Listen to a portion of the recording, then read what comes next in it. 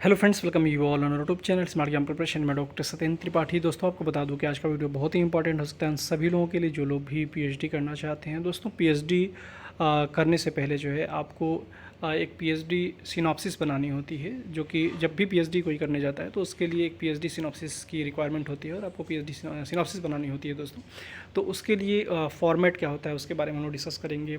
इस PhD synopsis बनाते समय किन इंपॉर्टेंट पॉइंट्स को ध्यान में रखते हुए पीएचडी सिनॉप्सिस बनाई जाती है, उस पर हम लोग बात करेंगे। ठीक है। और दोस्तों, एक यूनिवर्सिटी के पीएचडी सिनॉप्सिस का फॉर्मेट देखेंगे हम लोग, उसके थ्रू जो है एग्जांपल के तौर पे कि जिससे कि आपको इजीली समझ में आ जाए कि आखिर जो है पीएचडी का सिनॉप्सिस जो है कैसे बनाती है। ये स्टेट यूनिवर्सिटी है, जैसे वीर बहादुर सिंह पूर्वांचल यूनिवर्सिटी।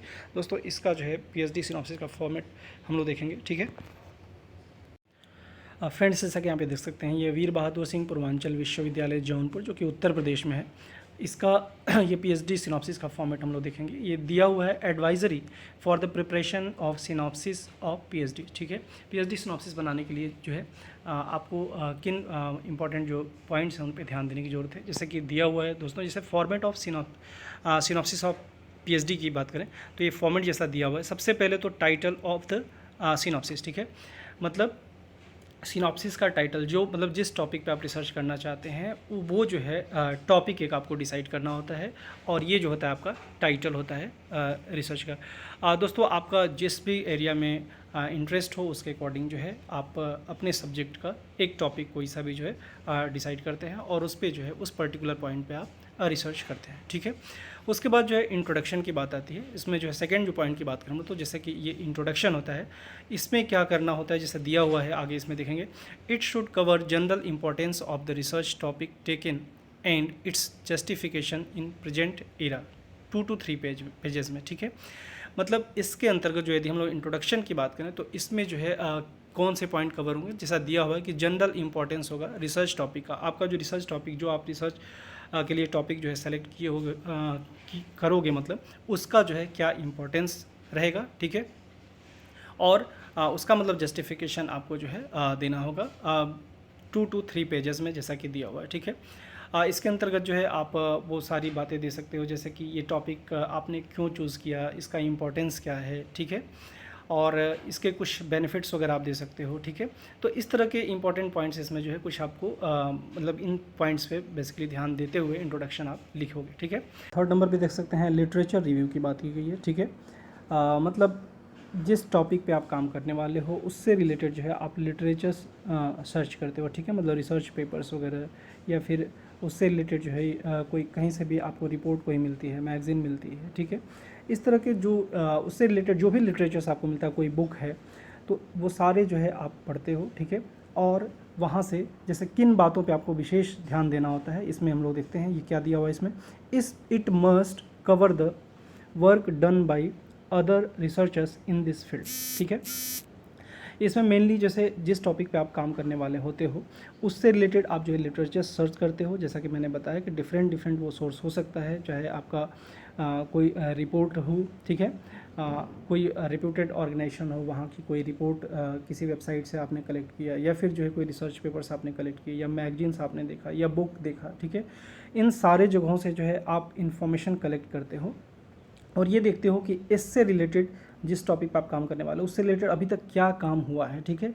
तो उन पॉइंट्स को जो उन वर्क को जो है मेंशन करते हुए जो है आप अपना लिटरेचर रिव्यू जो है लिखते हो। फिर आगे दिया हुआ है, it should include review of 30 to 40 research papers published in national and international journal during last 15 to 20 years. ठीक है। जैसा कि इसमें मेंशन किया गया है कि इसमें आप ये देखते हो जो रिव्यू करते हो जो पेपर्स का, वो मतलब 30 to 40 रिसर्च पेपर्स जो है आप एटलीस्ट इससे मतलब आपके टॉपिक से रिलेटेड जो भी आप टॉपिक चूज़ कर रहे हो उससे रिलेटेड जो है नेशनल या इंटरनेशनल जर्नल्स में जो पेपर्स पब्लिश्ड हैं। ठीक है।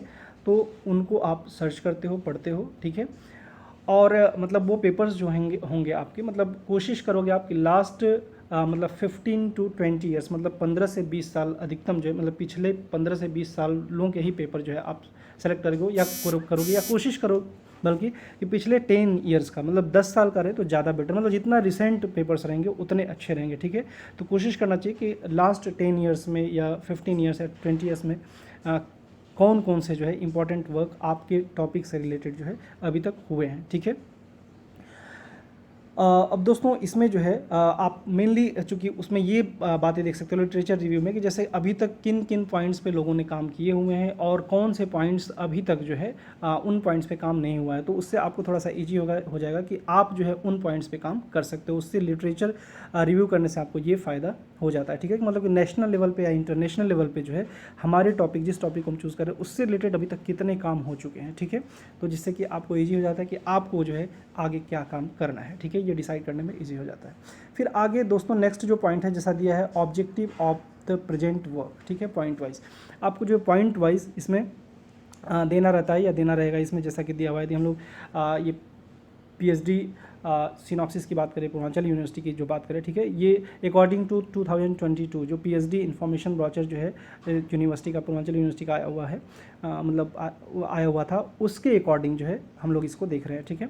तो इसमें जैसे दिया हुआ है objectives of the present work, मतलब आप जो प्रेजेंट जिस टॉपिक पे काम करने वाले हो प्रेजेंट में, वो जो है पॉइंट वाइज आप ऑब्जेक्टिव देते हो कि किन किन ऑब्जेक्टिव्स पे आप काम करने वाले हो। आप जो है मतलब जैसे 3 या 4 या 5 जो है आप पॉइंट्स वो देते हो कि इन्हीं पॉइंट्स के अकॉर्डिंग जो है इन्हीं पॉइंट्स पे हम जो है काम करने वाले हैं, यही हमारा उद्देश्य रहेगा इस रिसर्च का, ठीक है। उसके बाद जो है हाइपोथेसिस की बात की गई है। तो दोस्तों ये जो है हाइपोथेसिस डिपेंड करता है कि जैसा दिया हुआ है इफ़ एप्लीकेबल, यदि आपके रिसर्च में ये एप्लीकेबल है देन आप मेंशन करते हो, ठीक है। जैसा कि हाइपोथेसिस आपको लिखना रहेगा।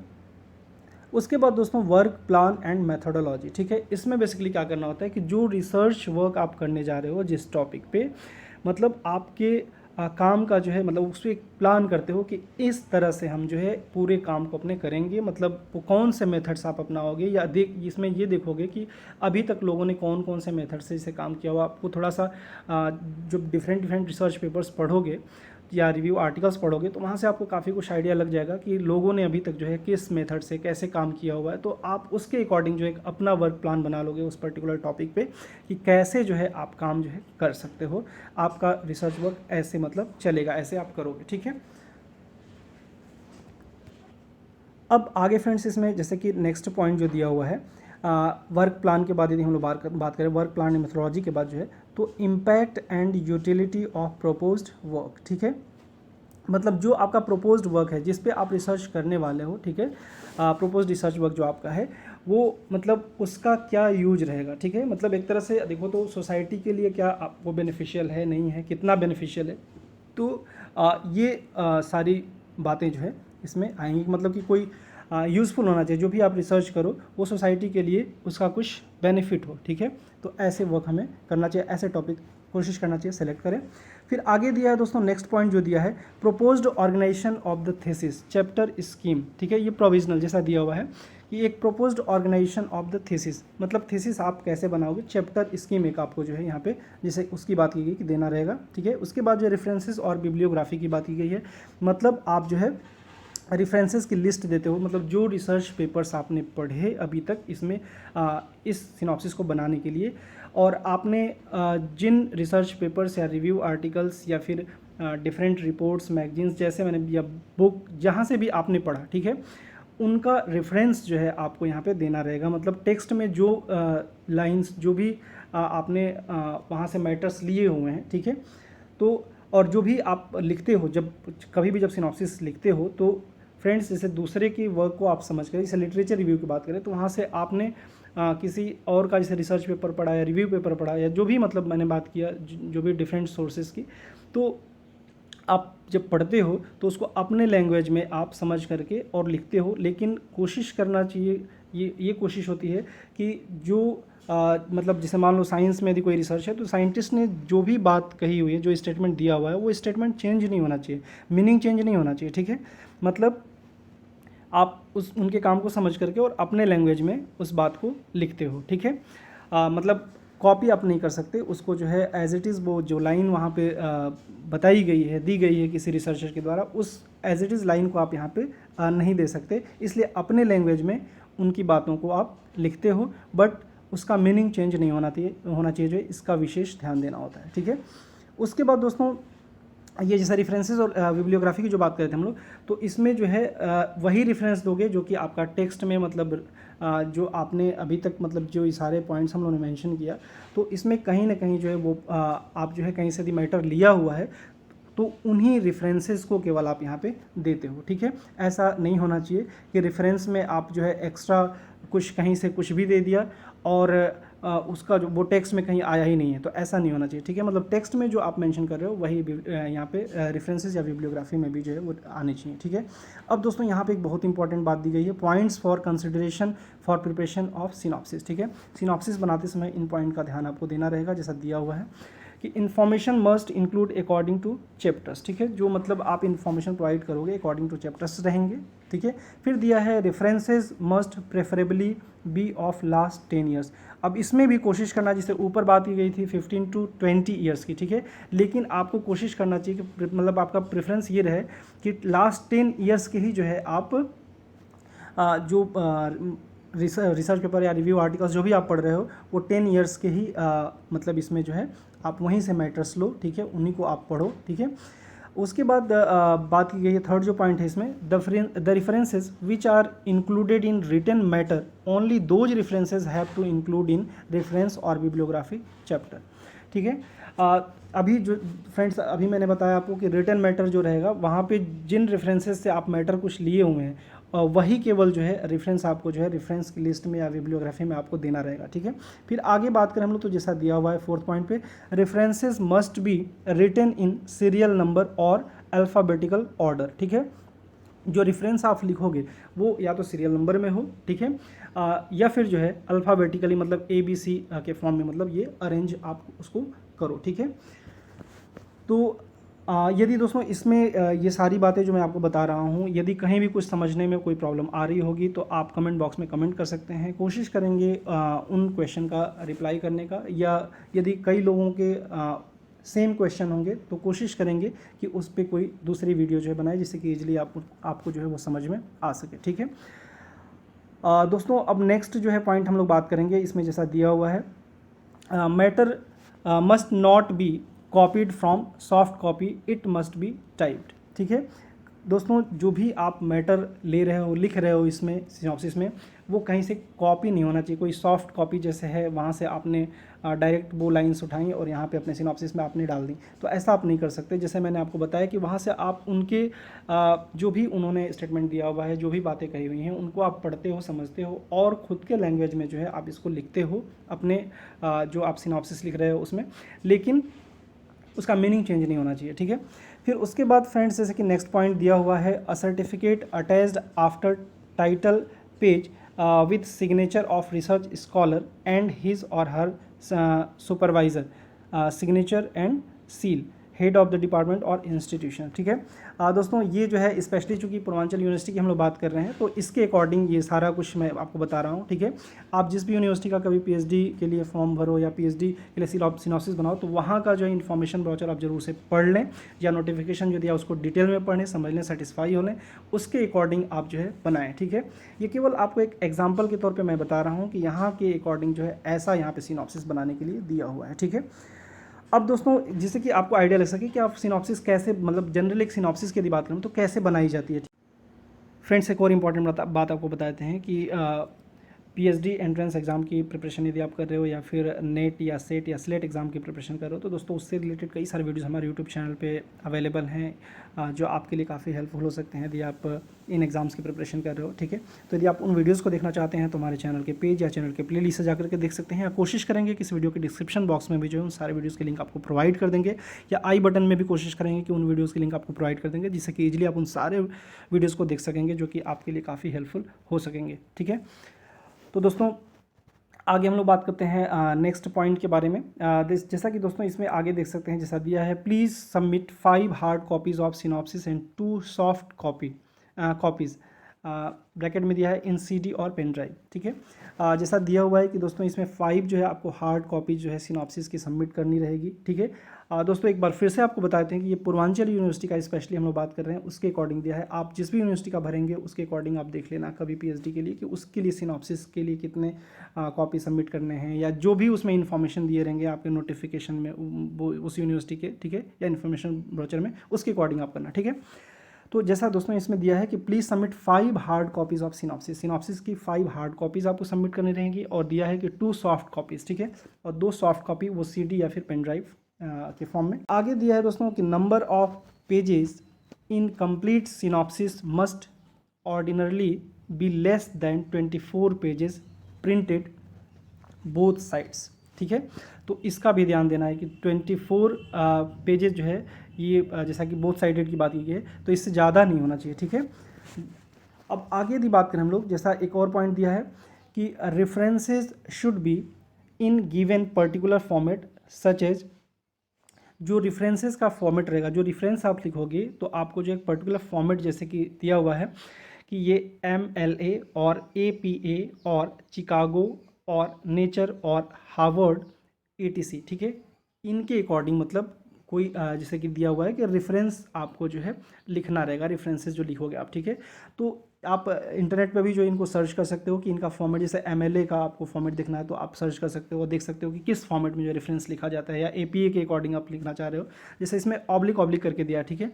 तो जिसके अकॉर्डिंग आप कोई एक, जैसा कि इसमें दिया है ऑब्लिक चूंकि करके दिया हुआ है, तो जो भी फॉर्मेट आप फॉलो कर रहे हो एक मतलब आप जो है उस फॉर्मेट में सारी रेफरेंसेस आप लिखोगे, ठीक है। फिर आगे दिया हुआ है synopsis should be in spiral binding, जो सिनॉप्सिस रहेगी आपकी वो स्पाइरल बाइंडिंग फॉर्म में रहेगी। फिर आगे दिया है 1 page attached with details of following things both in soft and hard copy, ठीक है। एक पेज अटैच रहेगा, ठीक है, वो डिटेल्स में ये फॉलोइंग डिटेल्स उसमें रहेंगे, ठीक है, ये सॉफ्ट और हार्ड कॉपी दोनों में। जैसा कि फर्स्ट नंबर पे दिया है टाइटल ऑफ द सिनॉप्सिस, उस पर मतलब जो मेंशन रहेगा, ठीक है, ये टाइटल ऑफ द सिनॉप्सिस, फिर नेम ऑफ स्कॉलर, फिर उसके बाद सब्जेक्ट या फैकल्टी, ठीक है, किस सब्जेक्ट या फैकल्टी में आप अप्लाई कर रहे हो, फिर उसके बाद रजिस्ट्रेशन नंबर, फिर name of supervisor, designation, research centre name, total number of pages, फिर scan photograph, email address, phone contact address on last page, ठीक है। तो इस तरह से फ्रेंड्स जो है ये इतने ये इन्फॉर्मेशन जो है इसके लिए इम्पॉर्टेंट हैं, जो कि आप PhD सिनॉप्सिस यदि पूर्वांचल यूनिवर्सिटी के लिए आप बना रहे हो, ठीक है, तो उसके लिए ये दिया हुआ है, ठीक है। और एक जनरल आइडिया आई थिंक आपको लग गया होगा कि PhD सिनॉप्सिस कैसे बनाई जाती है। दोस्तों जैसा कि मैंने आपको बताया कि ये जो है PhD इन्फॉर्मेशन ब्राउचर जो है ये पूर्वांचल यूनिवर्सिटी का 2022 के लिए जो आया हुआ था, उसके अकॉर्डिंग मैंने आपको एग्जांपल के तौर पे ये दिखाया। ये पेज नंबर 21 पे जो है ये मेंशन है, ठीक है। अब दोस्तों हम लोग ये देख लेते हैं कि ये जो आया था ये जो है आप देख सकते हो यहाँ से, ठीक है। इसमें आपको दिखा देते हैं एक बार जो है कि ये पूर्वांचल यूनिवर्सिटी का जो देख सकते हैं दोस्तों, जैसा दिया हुआ है पूर्वांचल वीर बहादुर सिंह पूर्वांचल विश्वविद्यालय जौनपुर, ठीक है। इसका जो है PhD प्रवेश 2022 की जो बात की गई है इसके अकॉर्डिंग जो है ये इन्फॉर्मेशन ब्राउचर है, ठीक है। और इसकी वेबसाइट दोस्तों ये है www.vbspu.ac.in। तो दोस्तों यहाँ से जा करके जो है इस इन्फॉर्मेशन ब्राउचर को आप खुद भी डाउनलोड कर सकते हैं, और ज़रूर से जो है जो इन्फॉर्मेशन के ब्राउचर के अकॉर्डिंग मैंने बताया, इसको खुद से भी जो आप जा करके एक बार वेरीफाई कर लें, चेक कर लें, पढ़ने से पहले सेटिस्फाई हो लें, तभी आप इस इन्फॉर्मेशन को एक्सेप्ट करें, ठीक है। तो दोस्तों इस तरह से उम्मीद करते हैं कि आज का वीडियो आप सभी लोगों के लिए काफ़ी यूजफुल और इन्फॉर्मेटिव रहा होगा। दोस्तों यदि आपको आज का वीडियो यूजफुल और इन्फॉर्मेटिव लगा हो तो जरूर से वीडियो को लाइक करें और अपने फ्रेंड्स में भी शेयर करें, जिससे ज़्यादा से ज़्यादा लोगों को बेनिफिट हो सके, ज़्यादा से ज़्यादा लोगों को इन्फॉर्मेशन मिल सके। और दोस्तों यदि आपको आज का वीडियो पसंद आया हो तो जरूर से कमेंट में कमेंट करके भी जो है बताएं, जिससे कि हमें थोड़ा सा अच्छा लगेगा फ्रेंड्स कि आप लोगों के लिए ये बेनिफिशियल रहा, ये वीडियो आपके लिए यूज़फुल रहा, ठीक है। तो दोस्तों आज के लिए इतना ही, नेक्स्ट वीडियो में हम लोग मिलेंगे किसी अदर इन्फॉर्मेशन के साथ। दोस्तों इतना पेशेंस के साथ आज का वीडियो वॉच करने के लिए thank you so much friends.